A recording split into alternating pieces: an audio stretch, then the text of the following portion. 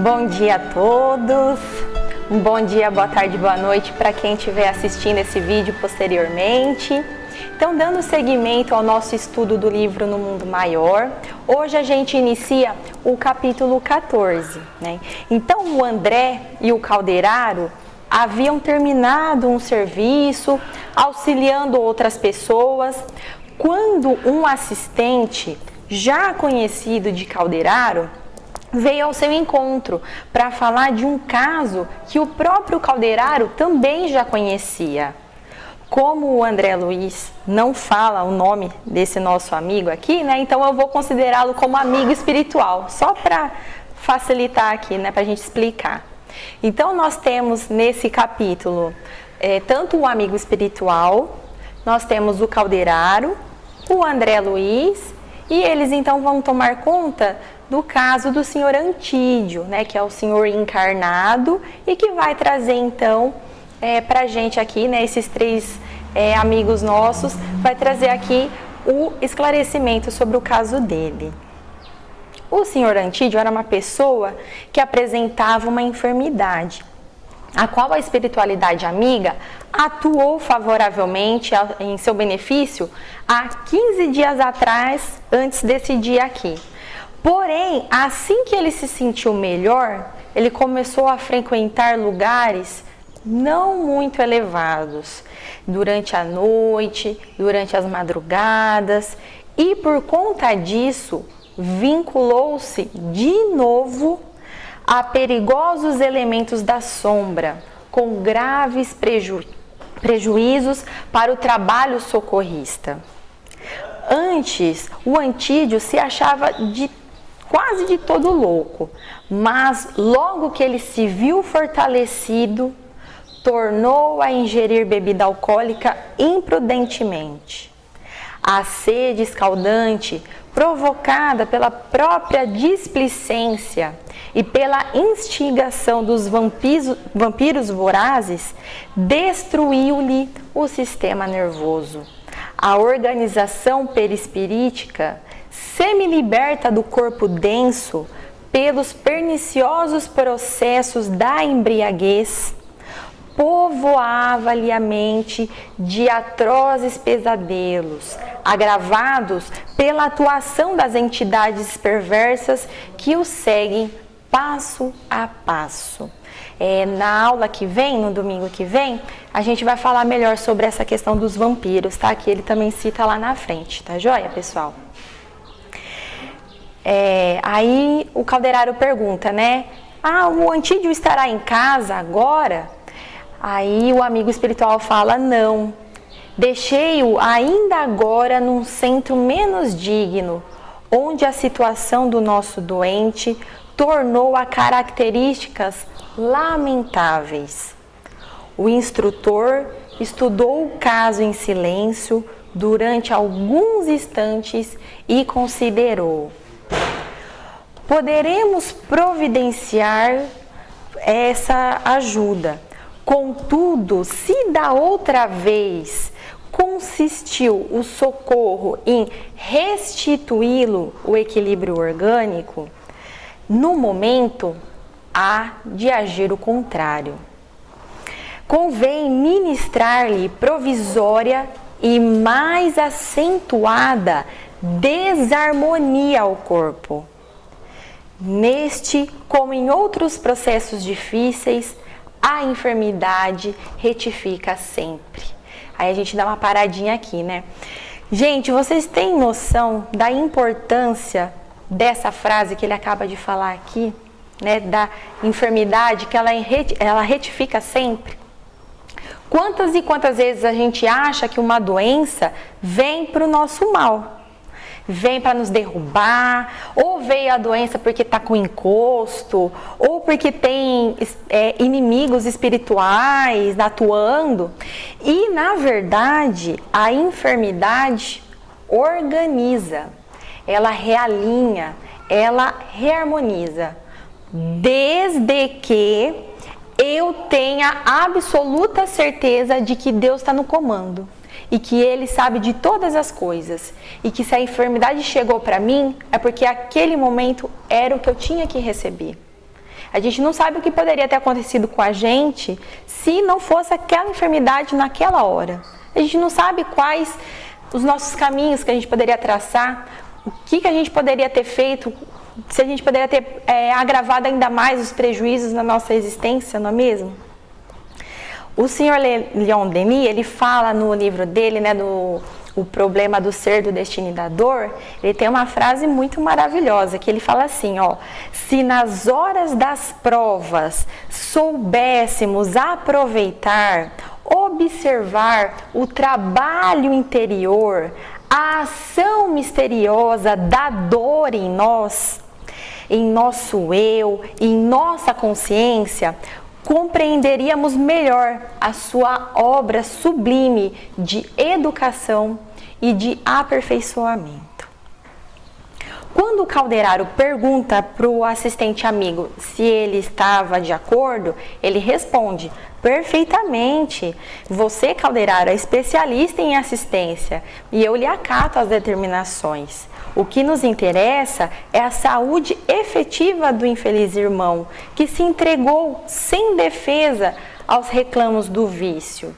Então aqui, né, só para constar a humildade e a obediência que existe no plano espiritual entre trabalhadores do bem, né? Esse amigo espiritual foi lá, pediu a ajuda do Calderaro, o Calderaro pergunta para ele se ele estava de acordo, e aí ele responde: não, claro, perfeitamente, né? Já vim ao seu encontro justamente por causa disso, né? Eu sabia que você teria aí a melhor ideia, a melhor sugestão para esse nosso caso. Então aí eles seguem, né? E o André Luiz, ele fala assim, olha só que interessante, ó. Penetramos o recinto, né, o lugar lá onde o senhor Antídio estava, servido de amplas janelas, abundantemente iluminado. O ambiente sufocava. Parece um contrassenso a gente lendo assim, né? Como que um lugar tão iluminado, tão arejado, né? A gente falaria, nossa, mas sufocado, sufocante, como assim? E a gente vai descobrir isso quando ele segue aqui. Desagradáveis emanações se faziam cada vez mais espessas à maneira que avançávamos. No salão principal do edifício, onde abundavam extravagantes adornos, algumas dezenas de pares dançavam, tendo as mentes absorvidas nas baixas vibrações que a atmosfera vigorosamente insuflava. Então a gente vem aqui ver que esse motivo de ser esse ambiente esquisito, sufocante, era por conta disso, por conta da emanação da mente das pessoas que estavam ali, dos encarnados ali presentes e também os desencarnados, que o André Luiz também vai falar pra gente. Então, às vezes a gente vai num lugar que a gente fala assim, ai, que lugar esquisito, não gostei da vibração desse lugar. Então, talvez seja isso daqui que o André Luiz estava sentindo nesse momento, um lugar que ele entrou e falou, não é legal. Aí ele continua, né, falando que indefinível e dilacerante impressão dominou meu ser. E não provinha da estranheza que a indiferença dos cavalheiros e a leviandade das mulheres me provocavam, né? Não era por conta dos encarnados. O que enchia de assombro o André Luiz era o quadro que os encarnados não viam. A multidão de entidades conturbadas e viciosas que aí se movia era enorme. Os dançarinos não bailavam sós, mas inconscientemente correspondiam no ritmo assodado, né, agitado da música inferior a ridículos gestos de companheiros irresponsáveis que lhes eram invisíveis. Atitudes simiescas, né, de símios, de macacos, apareciam aqui e ali, de quando em quando, e gritos histéricos feriam o ar.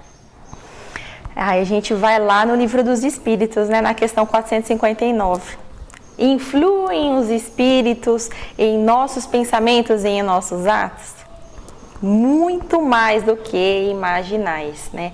Influem a tal ponto que, de ordinário, são eles que vos dirigem. E ainda continuando no livro dos Espíritos, né? Por que Deus permite que espíritos nos excitem o mal? Já que Ele então nos dirige, então por que Deus deixa que espíritos menos evoluídos então nos influenciem? Os espíritos imperfeitos são instrumentos próprios a pôr em prova a fé e a constância dos homens na prática do bem. Como espírito que és, tens que progredir na ciência do infinito. Daí o passares pelas provas do mal, para chegares ao bem. A nossa missão, né, dos espíritos evoluídos, que é quem está falando aqui no livro dos Espíritos, a missão, né, dos espíritos evoluídos consiste em nos colocar no bom caminho.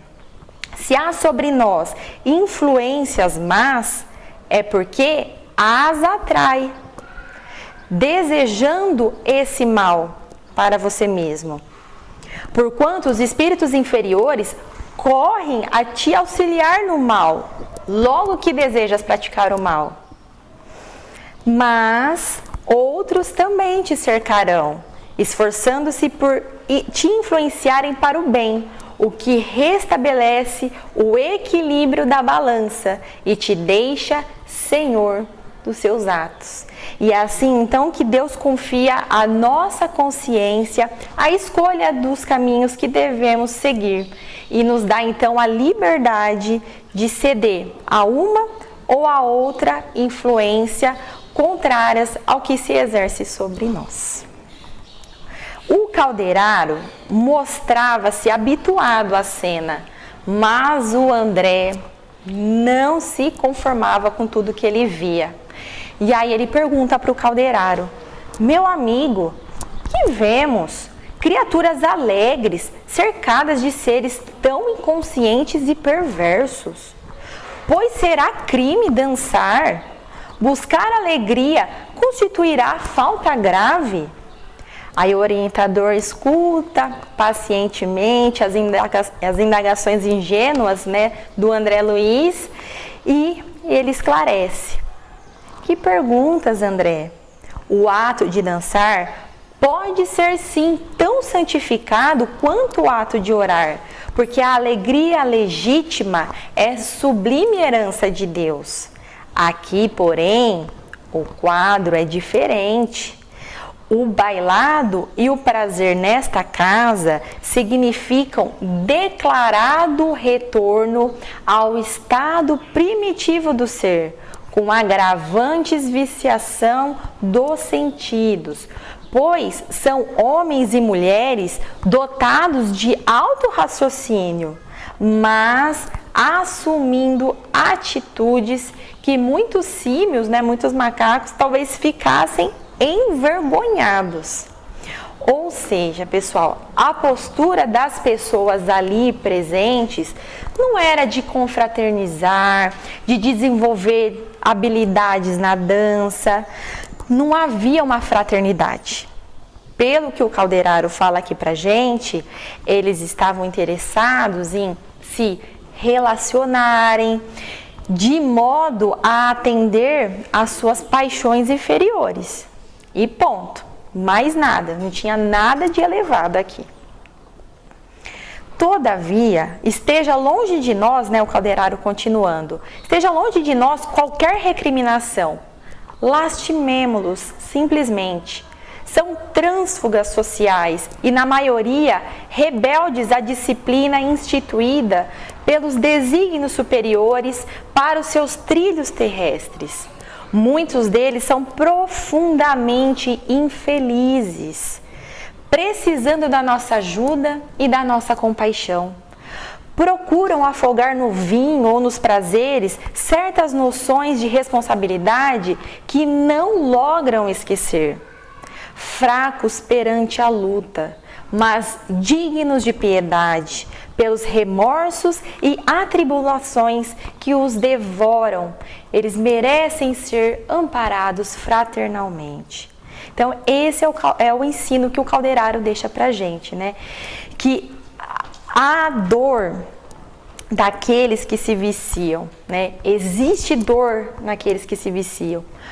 Ou passam grande parte da sua vida em locais menos dignos, justamente o que ele fala aqui, querendo esquecer, querendo dar a volta na responsabilidade, né? Tudo que lhe compete fazer.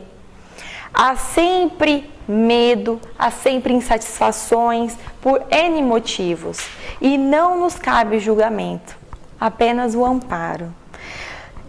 O Jeff e eu mesma, a gente tem assim, pessoas que já trabalharam com a gente lá na empresa, que eram pessoas maravilhosas, que a gente tem muita estima, mas que infelizmente eles escolheram outros lados, o caminho do vício, da droga, e que eram pessoas que teriam assim tudo para estar super bem financeiramente, socialmente, enfim, era para estar assim super tranquilo, mas escolhas são escolhas, né? Então assim, nos cabe mesmo aceitar o tempo de cada um. Passando os olhos de relance pela multidão de espíritos perturbadores que ali se davam ao vampirismo e ao sarcasmo, obtemperou. Quanto a esses infortunados, André, que fazer se não recomendá-los ao divino poder? Tentam igualmente a fuga impossível de si mesmos. Alucinados, apenas adiam um terrível minuto de autorreconhecimento, que chega sempre, quando menos esperam, através dos 1000 processos da dor, esgotados os recursos do amor divino que o Supremo Pai nos oferece a todos. A mente deles também está apegada aos instintos primitivos e frágeis e hesitantes receiam a responsabilidade do trabalho de regeneração. Aqui vale, pessoal, ressaltar o que nós já falamos em oportunidades passadas, né?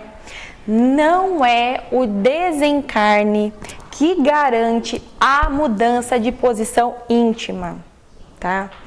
A maneira como nós levamos a vida, né, como que a gente nos mostra como nós também seremos na erraticidade. Se eu gosto de trabalhar, se eu mantenho a minha mente com propósitos elevados, se eu passo grande parte dos meus pensamentos, né, pensamentos sadios, é assim que será. E totalmente ao contrário também. Se eu tenho maior felicidade quando eu não faço nada, se eu passo mais tempo reclamando, se a palavra ódio está no meu vocabulário, assim também será. Então, por isso que é tão importante o auto-reconhecimento, né? O conhece-te a ti mesmo, que a gente fala, acho que todas as vezes, em todas as palestras, né? Que nós precisamos tomar a responsabilidade para nós e entender que a sinceridade, ela é tudo. Não adianta a gente tentar usar uma máscara, querer camuflar o que a gente não é. Porque a verdadeira paz, a verdadeira felicidade vem na consciência tranquila, isso a gente já sabe, né? E tem uma frase que eu tenho pensado muito, e eu queria também compartilhar com vocês: fora da sinceridade não há salvação. Aí, né, o André Luiz, assim, estava estarrecido, boquiaberto, né, com todas aquelas elucidações, e o Calderaro propôs para ele, né? Vamos, André, deixemos divertir-se. A dança nesta casa não lhes deixa de ser, em última análise, um benefício. Chegaram nossos amigos encarnados e desencarnados aqui presentes a tão desprezível nível que, sem dúvida, não fora o sapateado, estariam rodando lá fora em atos extremamente condenáveis, tal a predisposição em que se encontram para o crime. Olha só, gente, que ele fala aqui, né? Às vezes nós temos Nós não, né? Vou falar de mim. Tenho o hábito de julgar as atitudes alheias. Espero que ninguém faça isso. E aí, por exemplo, a gente fica sabendo ou de um jogador de futebol, um esportista qualquer que estava tão bem financeiramente, né, uma família e tudo mais. Aí, de repente, a gente fica sabendo que esse esportista, essa pessoa, se enveredou para o crime, seja por tráfico de drogas, seja por um homicídio, enfim, qualquer coisa dessas assim.